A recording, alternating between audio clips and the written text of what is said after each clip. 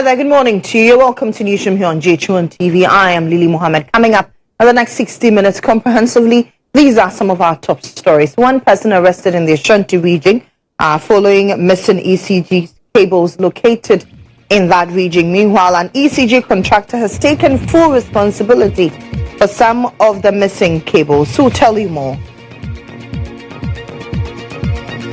Also, head of legal and research at the ECOWAS Court describes 30% enforcement raise as a challenge, rendering court decisions ineffective, tantamount to exercise in futility. Ahead in business, former Deputy Trades Minister calls on government to meet exporters to give them hope on the 10% imposition of tariffs by the United States. And later in sports, Ghana to host a maiden meeting of newly elected Executive Committee of the Federation of African Football on April 26.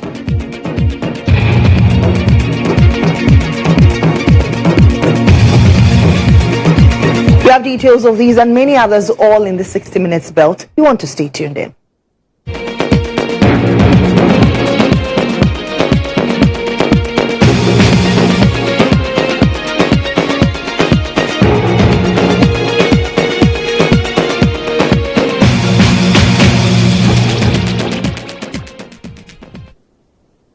Hello again, I am Mohammed. Now, a routine operation by national security operatives has led to the discovery of a significant stash of electrical materials believed to belong to the Electricity Company of Ghana Limited.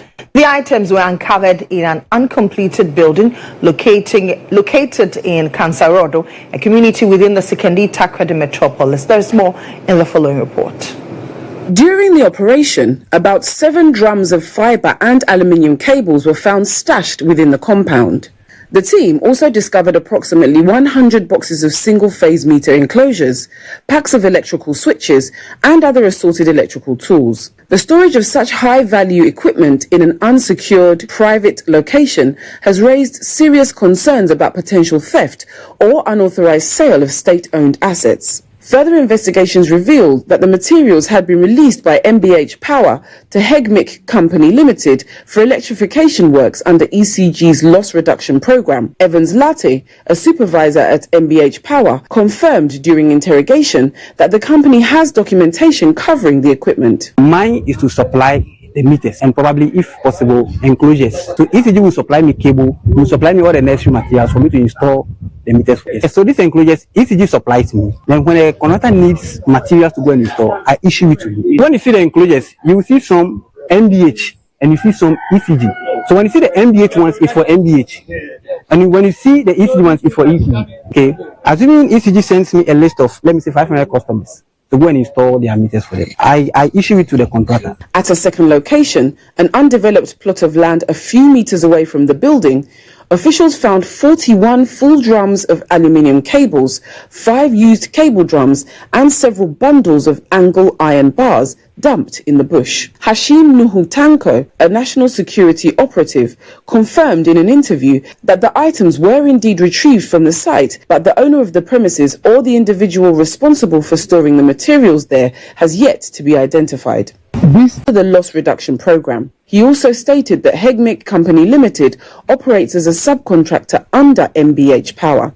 However, he could not account for the 41 drums of cables found at the second location and has urged national security to thoroughly investigate the matter. Now, what we can confirm is that, 1, the meter supplier, MBH, we are aware of. Number 2, GHOne, who is also the meter installer or the terminal contractor, we can equally confirm. We can also say that the materials that they use in working, i.e. cables, meter enclosures and all of these things are legitimate. However, what we may not be able to speak to emphatically is the number of alleged 41 drums of conductors or cables that were found behind the warehouse of GHOne.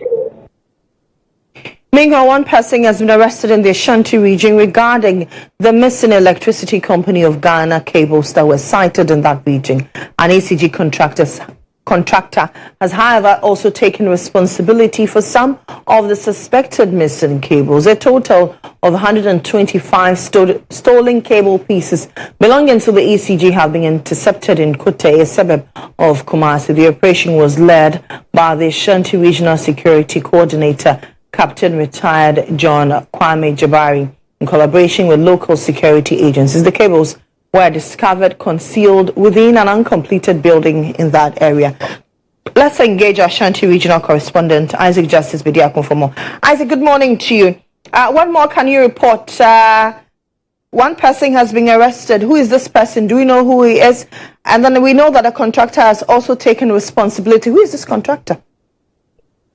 So, Lily, yesterday after we broke the news, one person was arrested in connection with the discovery of the suspected ECG missing electricity cables. When I spoke to Captain Kwame Jabari this morning, he confirmed that yesterday in the evening, one person was arrested, and this person claimed that he is a subcontractor to the electricity company of Ghana. And so he owned up that particular site, the items that they found there belongs to him. They requested that he bring documents. He was not cooperating with the security agencies. Therefore, he was arrested. One other person who also came with some documents, they also said that the documents that they received were not convincing enough. And so they directed them to bring more documents for audit to be conducted on the cables. This morning, the main contractor, we are told, came from Accra, and at the moment they are at the Ashanti Regional Central Police Command, where they are doing the auditing because he has brought some document. But each of the cables that they found, the 125 electricity cables that they intercepted in the uncompleted building, each comes with a specific cable. So they requested that if he claims that those cables belongs to him, then he should have documentations covering them. And so currently, the Deputy Ashanti Regional Security Coordinator, in the person of Alhaji Tafsoba, together with the Ashanti Central Police Crime Commander and the Regional Police Commander, and the Kumasi Central Police Station at the moment conducting the audit so that they will be able to confirm whether it is part of the ECG stolen cables or not. So the audit, as we speak, has commenced. Just about 5 minutes ago, I spoke with Captain Kwame Jabari in his office, and that is where at the moment I'm reporting from, providing me these updates on the issue. Thank you very much, Isaac, for that update. But what's the latest regarding the Doomfire incident? Any updates so far? Well, at the moment, there's no specific updates on it. The land, as we are told, belongs to the Asante, and so Otumfuo is out of town. They are waiting for him to arrive. Then they will brief him. Then a decision will be taken on that. But I must say that donation keeps coming. So far, when I did my personal check, they have made more than 15,000 Ghana cedis. 500,000 Ghana cedis so far as the fire is concerned. And so donations are coming, and their doors are still open for individuals and organizations that wish to support the victims will come on board and come and support them. So now, until 2-4 come, the final decision cannot be taken whether the victims will be allowed to rebuild the banks market or they will be relocated. So we'll wait to hear from what they will do. But I'm also learning that it is likely that on Thursday, the Kumasi Metropolitan Assembly will convene a meeting, the elected assembly members, to either reject or confirm President Mohammed's nominee as the municipal Metropolitan Chief Executive for Kumasi in the person of Kwasi Ofori Agyeman, popularly known as Suba. And so once that is also done, then he will lead the exercise on either to reconstruct the market or not. So all these are part of the process that they want to put in place before Otumfuo arrives in the country. Then a final decision will be taken on that. All right. Isaac, thank you very much. So that's our correspondent in the Ashanti region, Isaac Justice Bediakun. Now, the Office of the President has announced an immediate suspension of contract appointments for retired public service staff. A directive dated April 2, 2025 and signed by the Secretary to the President, Dr. Callistus Mahama. All ongoing and future requests for such appointments will no longer be considered. The statement emphasized strict compliance with the new directive urging all relevant institutions to take note and act accordingly.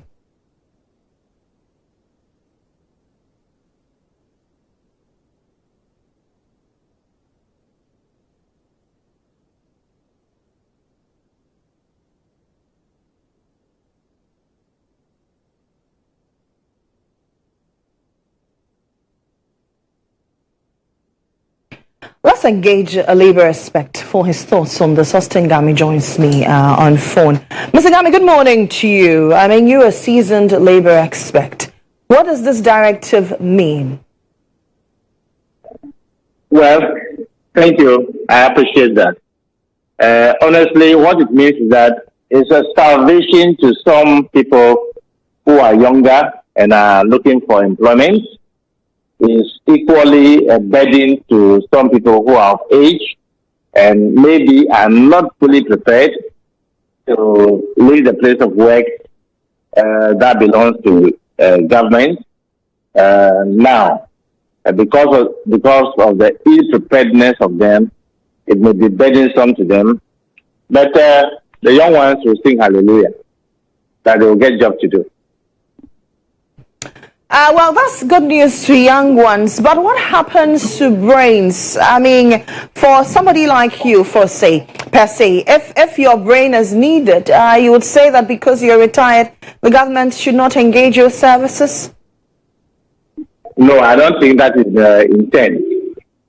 As the Constitution of Ghana, we all know, places the retiring age at 60. That's the fact.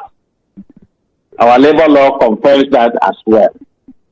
Now, most of the policies also state that there are certain offices they are protected, such as the office of the judiciary, the superior courts, the presidency is protected for the 4 years, and some of the tribes and such like bodies are protected. All the rest of us who are in the public service domain, we have up to 60 years to work. So if you are working, let's say at the age of 20, you have 40 solid years to work. I think that should be enough.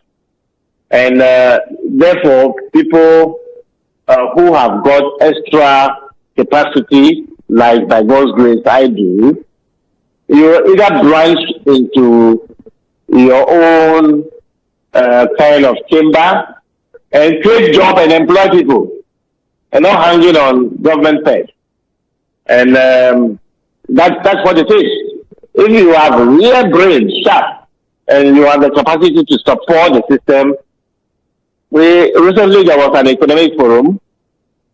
You can volunteer and be part of the economic forum and share your brain, like all of us do.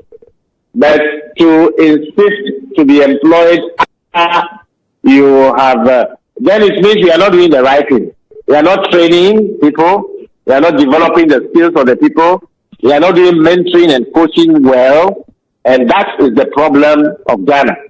And therefore, we must ensure that we retrain according to the labor law, train people very well, and gradually mentor and ensure we coach them to be able to take over after 35, 40 years of work.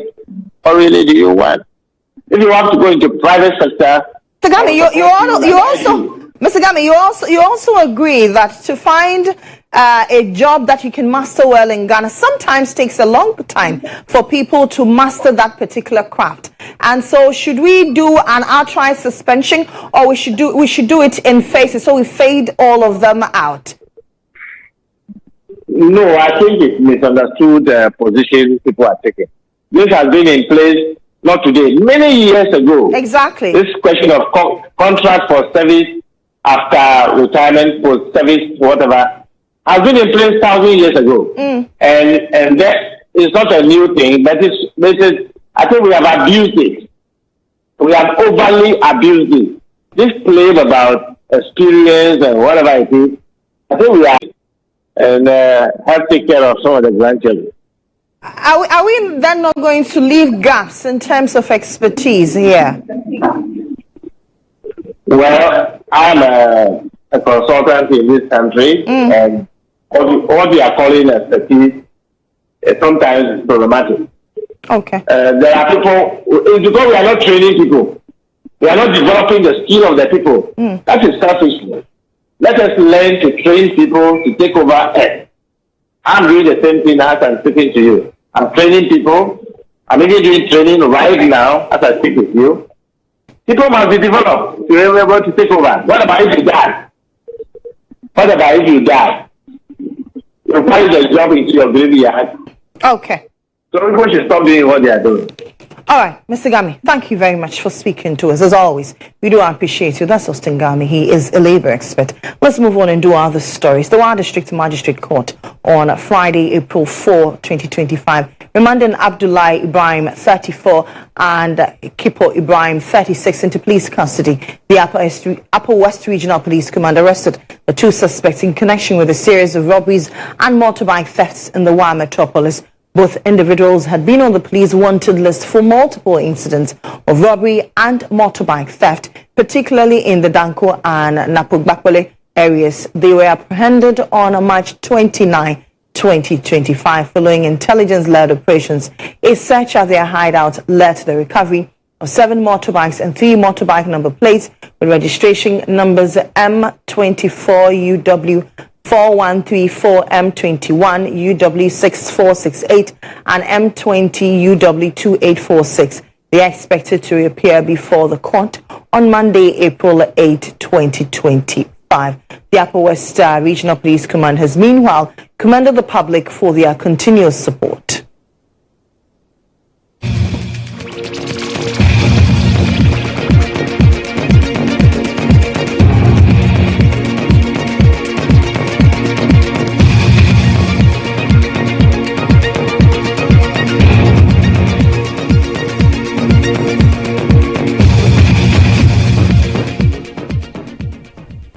In other news, private legal practitioner and senior member of the Convention People's Party, Kwame Janto, is suggesting that Chief Justice Gertrude Tokno step down from her. At this material moment, the CJ should recuse herself from paneling any bench because of this case. Indeed, the day the announcement came, the following morning, CJ was a chair of a panel. I was in Supreme Court. She was a chair of a panel that had case. It could help her case. If to step aside? If she says aside, look, with all this going on, I would rather step aside from my responsibilities and hand over to the one till this case is done. I think, for me, I think the law doesn't bar her, but I think it would work in her favor. That's the way I see it. But I'm not saying she should. But I think it would look better for her if she did that. There's huge responsibility in being a Supreme Court judge. And if fingers are being pointed at you, I think it sits well for her to take that move. But who am I?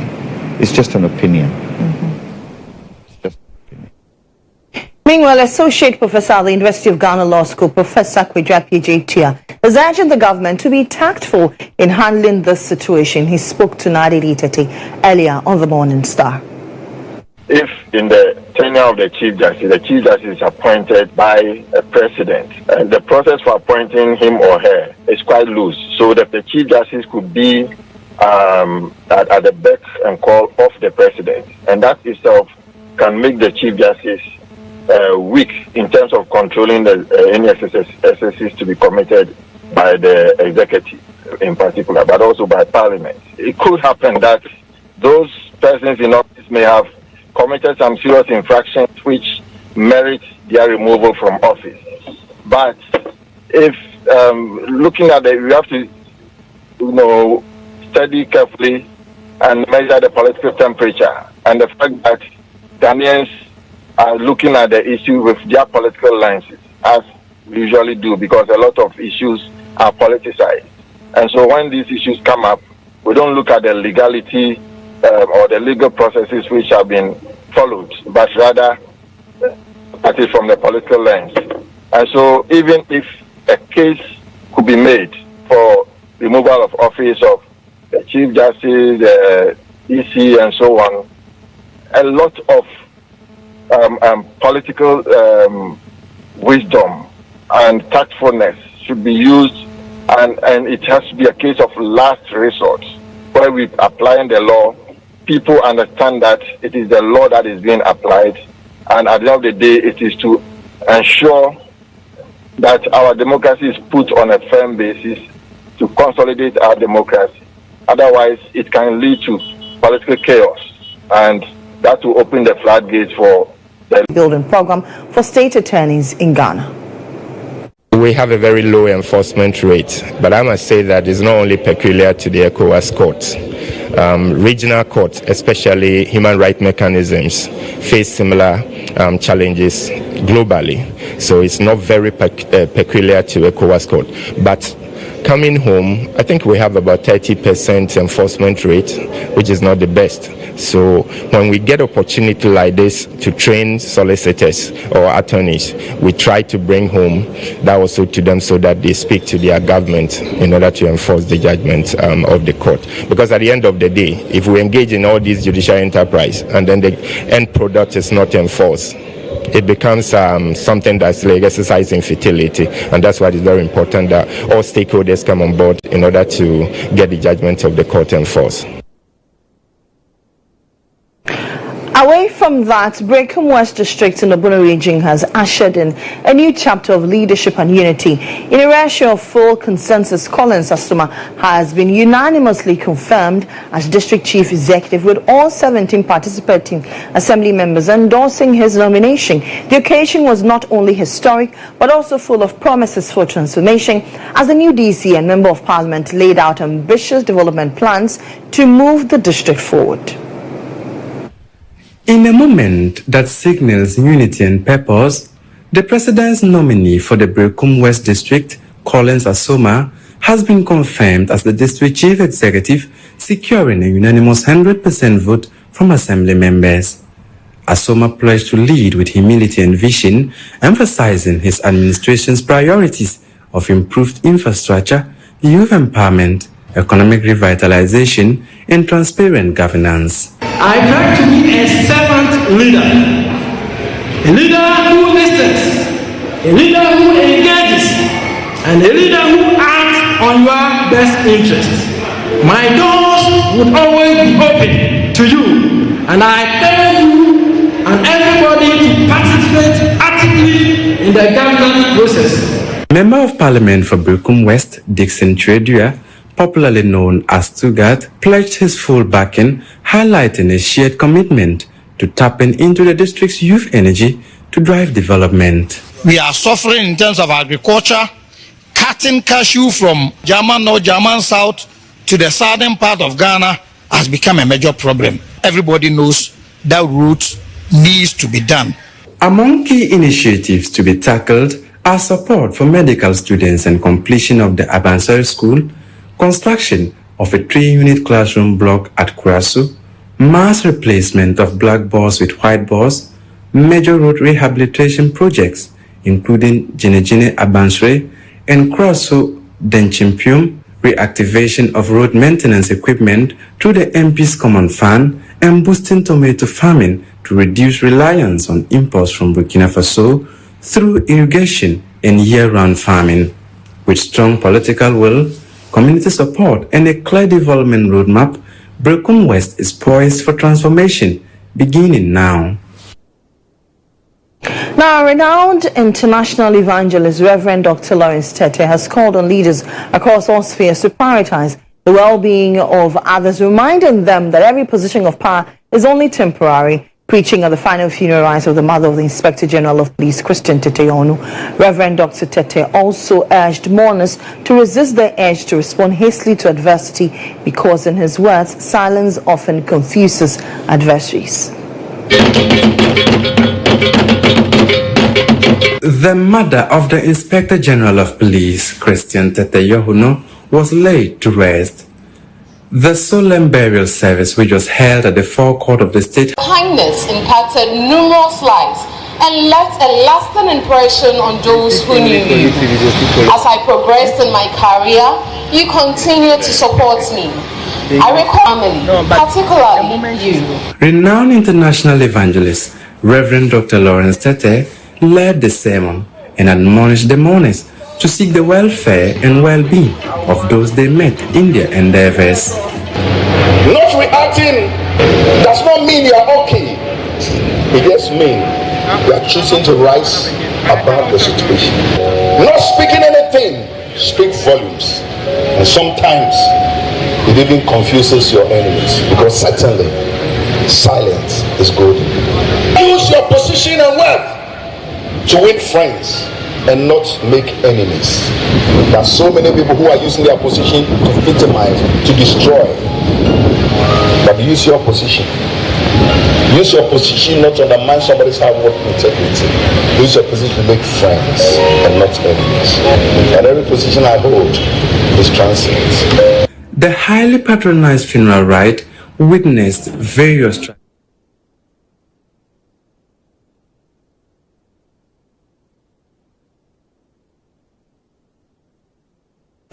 Now, Chief Executive Officer of GHOne Avenue Consult, Nelson Kofi Poku, is urging Ghanaians to embrace the habit of reading and contribute to the country's mental transformation journey. Speaking at the grand finale of GHOne Season 11 in Accra, he stressed the need for a national culture that values literacy and continuous learning. Over the years, reading has evolved beyond a simple hobby for many individuals, but also a powerful tool for mental transformation. The Bookworm Accra Season 11 brought together school children from across the lower primary, upper primary and junior high school categories. Participants took part in various skills, including cultural and career exhibitions, as well as reading competitions. Speaking to GHOne News, the CEO of Bookworm Avenue Consult, Kofi Poku, urged Ghanaians to embrace a reading culture, emphasizing its role in driving the nation's journey towards mental transformation. The ultimate goal is to inculcate this reading habit in this young child. So I believe that the main benefit is the transformation, the impact, you understand. So we are saying that Ghanaians, parents out there, they should key into this vision. They should try and then enroll their children, because it's something that is really helping them. Education is all about reading. Any subject, any course that you're able to read and understand, definitely you can just come out with a success, you understand. So as we are trying to inculcate this reading habit in these children, when they're able to adapt to this strategy, trust me, 50% they are true so far as education is concerned. Some winners of the various categories who bagged several awards shared their excitement with GHOne News. My name is Afibaka. I am the winner of Bookworm Accra Season 11 for the upper primary category. I feel very happy and excited to be the winner. I want to thank my parents, my trainer, Auntie Sewa, Mami Salom, the headmistress of our school, and all my fans who voted for me. Bookworm has given me 50% scholarship to Dubai. They have paid 50% of my 1 year tuition fees, and they have also given me a laptop. Thank you to Bookworm for making my dream of becoming the winner of Bookworm Accra Season 11 possible. My name is Nana Eduapiakubi, and I'm the winner for Bookworm Accra Season 11. I've won a laptop, 50% paid. To Dubai, 50% scholarship for 1 year, a laptop, souvenirs from our sponsors and supporters, Chomchobo tissues, 12 cupcakes, planets, and a lot of food. For over a decade, Bookworm is an educational program designed to encourage children to develop the habit of reading daily. The contest aims to reach all 16 regions of Ghana, promoting literacy and a love for books across the country.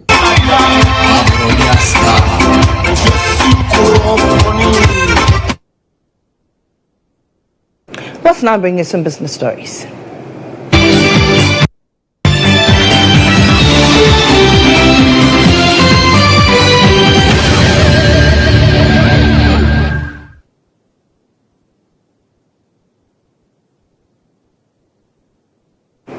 In business Correspondents this afternoon, the Member of Parliament for New Jabin South, Michael Ochuberfi, and who is also a former Deputy Trade and Industry Minister, has emphasized that the only path to sustainable national growth is through industrialization. According to him, the government has failed to provide a clear direction for export trade.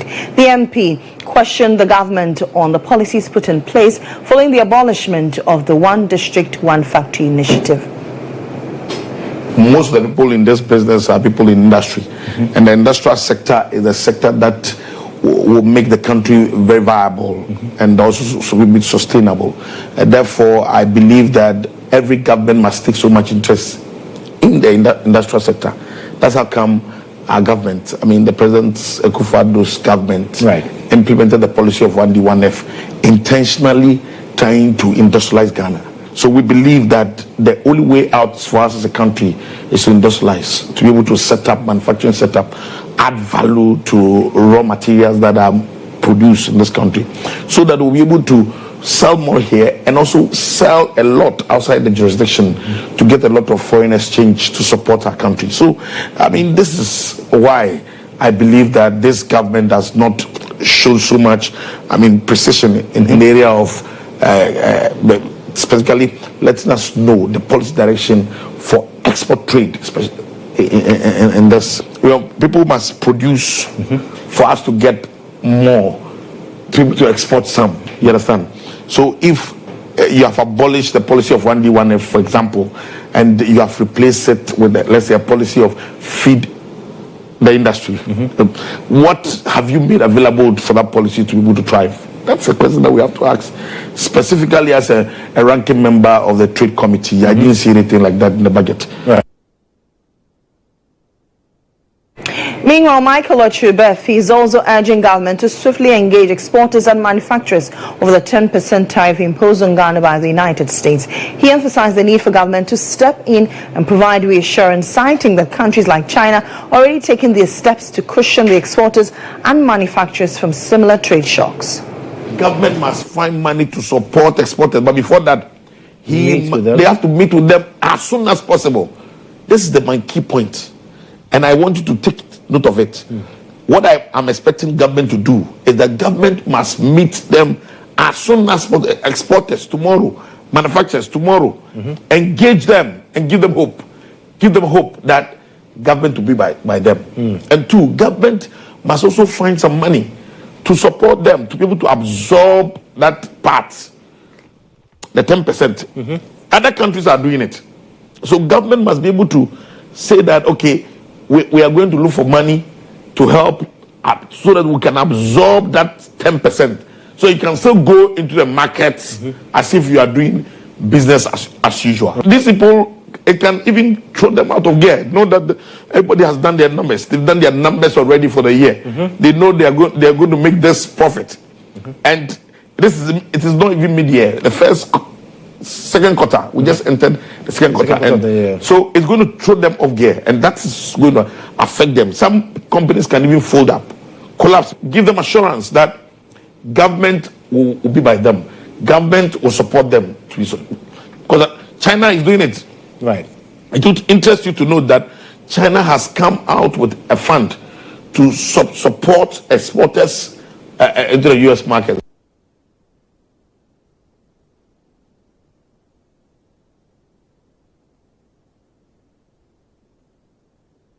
Now, responding to this, Deputy Minister for Trade, Agribusiness and Industry, Samson Ahi, says a high-level engagement with local manufacturers has been scheduled for this Friday to address the implications of the tariffs.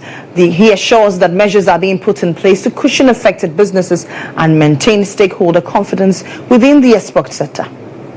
We are preparing to organize a meeting with the players, AGI, exporters, into the U.S. market, I think on Friday.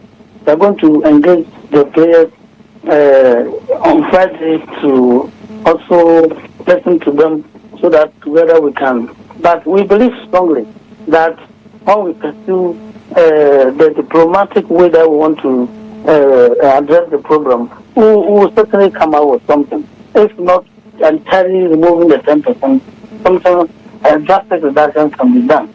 So we believe strongly that this is not a time to antagonize the U.S. government. This is not a trade war. We are not going to engage in trade war with the U.S. government. We believe that we should engage them, and it should be possible, because Saturday, White House issued a statement that the the U.S. authorities are open to discussions, negotiations, and I learned that even 44 countries, including UK, have requested for discussions with the U.S. authorities. So we want to take advantage of that window to see whether something can be done. So let's keep our fingers crossed. We work around the clock to ensure that we reduce that will come. That would have affected us. The moment we have passed our budget already. The USID one was before we passed our budget. So the president gave a directive. Yesterday, after briefing the president, he gave her the blessing of engaging the U.S. authorities quickly. And he believes that if we engage well, something good will come out of it.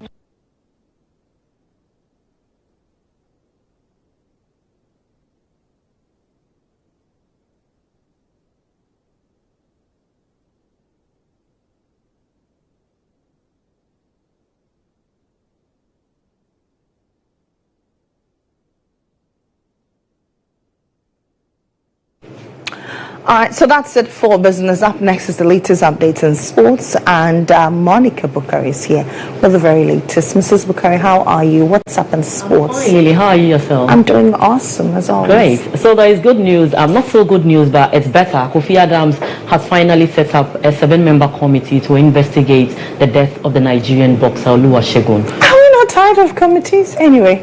Yeah, so let's see how this one will go. At least it's the first time in their government. So let's see how. And the good news also is Ghana is set to host the whole of Africa in CAF Maiden Edition meeting here in Ghana. So that's some good news. Certainly. So let's bring you the update shortly.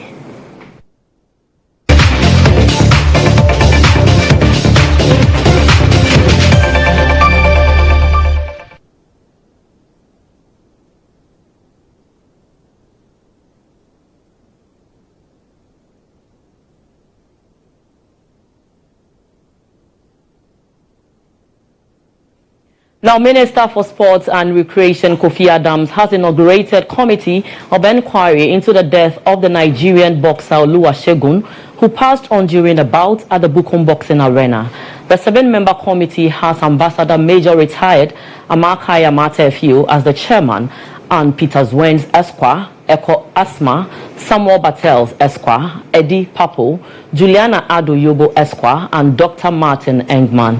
The terms of the reference for the committee are to determine the circumstances leading to the death of the Nigerian boxer Gabriel GHOne at the Boxing Square Arena on 29th of March 2025.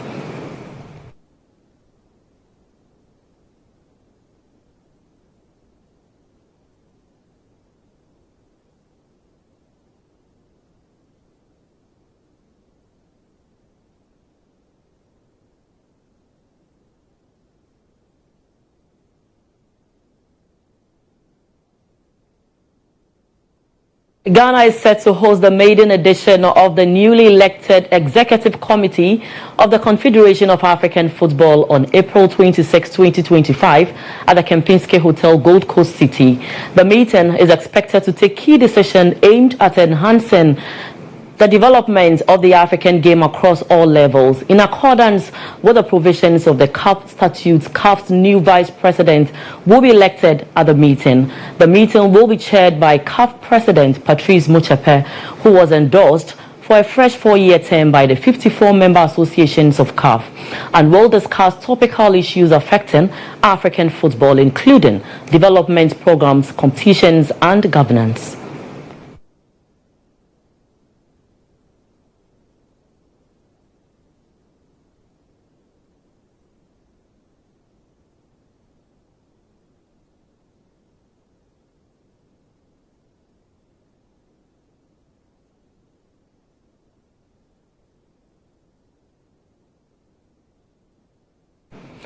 Now, the Black Queens of Ghana are set to face off against Senegal's Teranga Lionesses for the second time in an international friendly this afternoon in Senegal.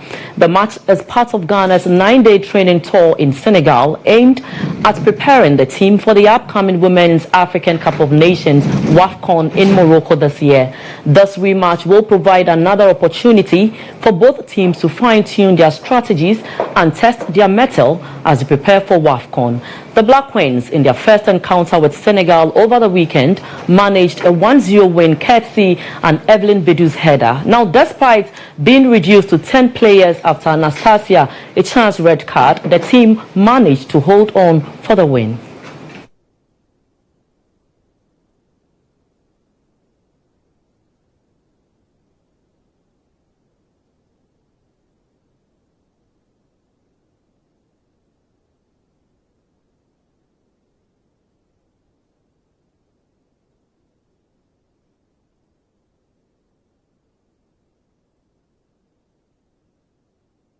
Now let's head to the Champions League, and speaking on set pieces, Real Madrid boss Carlo Ancelotti says his team will make efforts to create them as much as possible, but has developed a defensive approach while also touching on possible players available ahead of the clash with Arsenal this evening. They are really strong. In this situation, we try to defend as better we can. We have also to take in consideration that when we have set pieces, we can create damage because we scored 3 goals in the last 2 games on set pieces. And so this is important part of the game, and then there is all the rest. We are not going to change this for this reason. We know this, but I think if they are not able to play in Madrid, we have a replacement because we don't have Tchouaméni, that of course suspended, that can play the next game. General manager for Arsenal, Mikel Arteta, says facing Real Madrid as one of his biggest games of his managerial career so far. Arsenal come up against the White Angels tonight at the Emirates Stadium in the UEFA Champions League quarter-final first leg. I came into football, that's why I came into management. To this football club, it's been 20 years since we had this type of game, and for us it's a great opportunity to build our own story, and this is what we're here for.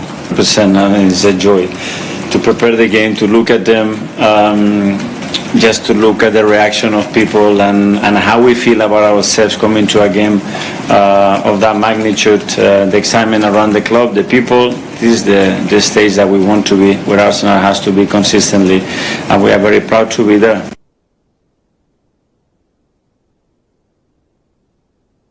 Now that's all for sports, but do join us here at 1 p.m. on The Game as I come up with Joel Champon to bring you more sports here on Star FM as well. My name is Monica Bukari. Back to you, Lily Mohammed. Thank you very much, Monica, for that sports update. Right. I'll catch you on the flip side, but let's head to the entertainment zone.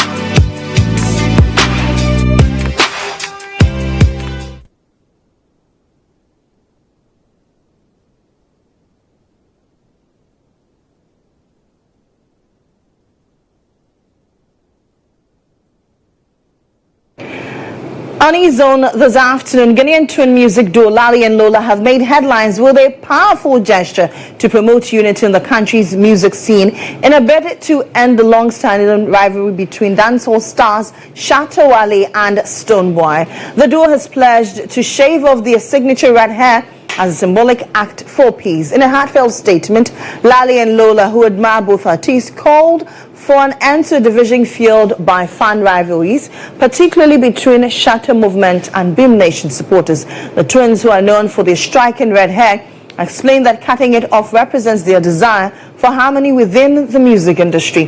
Though Lali and Lola have traditionally supported different sides, Lola with Shatta Wale's fiery energy and Lali with Stonebwoy's lyrical depth, they believe that unity between these iconic figures could break barriers and create opportunities for future artists to shine on the global stage.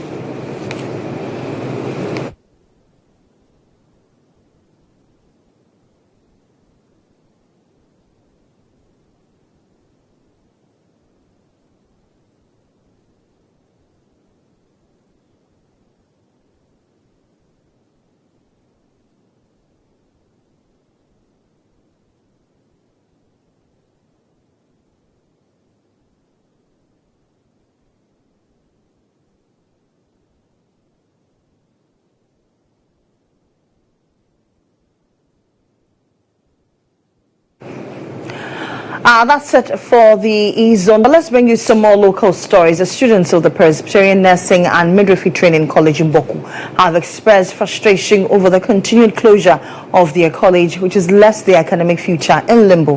The student body is calling on the government and all relevant authorities to urgently intervene and facilitate the resumption of academic activities. The Presbyterian Nursing and Midwifery Training College has been closed to academic activities since November 2024, following renewed conflict in the municipality. It's been over 4 months and still students remain at home with no clear return date. In a strongly worded press conference, the student body expressed disappointment, fear, and growing anxiety about their future as healthcare professionals. We urge all concerned parties to prioritize this matter and ensure that the necessary steps are taken to facilitate the immediate reopening of the college. We are increasingly worried by the day about the impact of this delay on the academic calendar and indeed the content of study. We believe that with prompt attention and commitment from the relevant authorities, this issue can be resolved for academic activities to resume without further delay. They argue the continued closure is no longer justified by the conflict in the area, which they say has significantly de-escalated. We don't want it to be in such a way that they would still keep on complaining that we are sitting in the house because of the Boku conflict. Everybody is asking of the general public that the current situation in Boku is no reason why the Presbyterian Nursing and Midwifery Training College has come to an halt on its activities. Students are appealing to key national figures, including President John Dramani Mahama, the Ministers of Health and Education, to intervene. Final year students especially are panicked, fearing they may miss their final exams, while peers in other nursing institutions have already resumed. Let's now bring in some news from across our borders.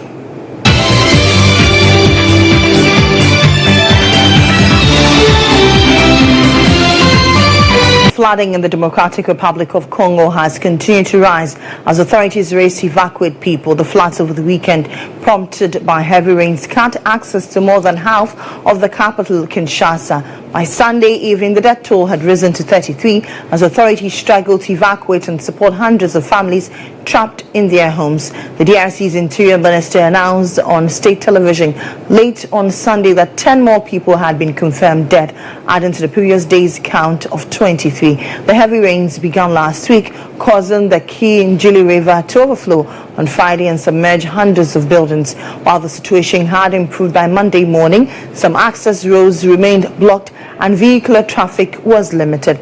Many residents blame the government for not responding quickly enough to that disaster.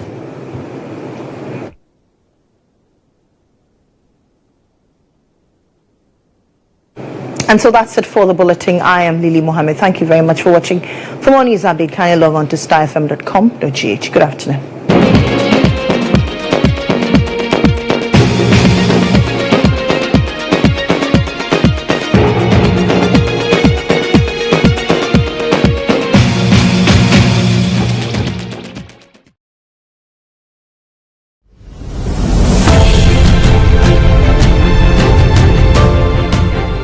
GHOne OV van has been one of the best vans I've used personally in this country. It runs a system where we are able to run on Dante to be able to do our broadcast mixed well also from this van. I've used this OB van for quite a number of big productions, i.e. 3 music awards, the late President Rollis' state funeral, Emmys Africa Awards, and a number of them. My experience with the GHOne van has been the state of the art equipment they have.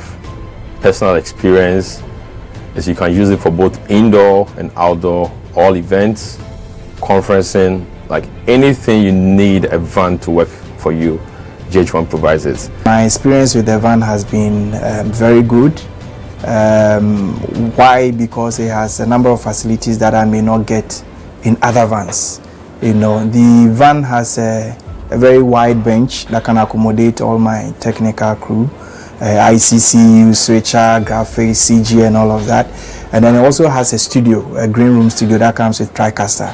So if you want somebody to do commentary on a live event, you can put that presenter or host in that studio as well and get that running. To give an experience to our audience, we're also watching on TVs and online.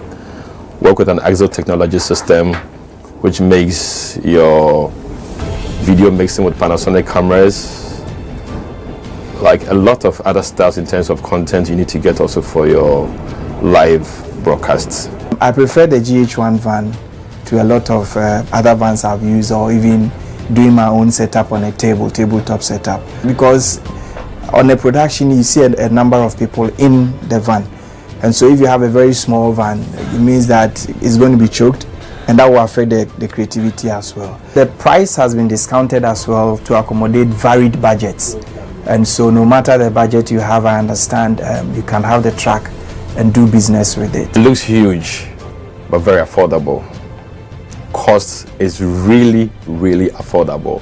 My experience with it, EMI Awards last year, super excellent.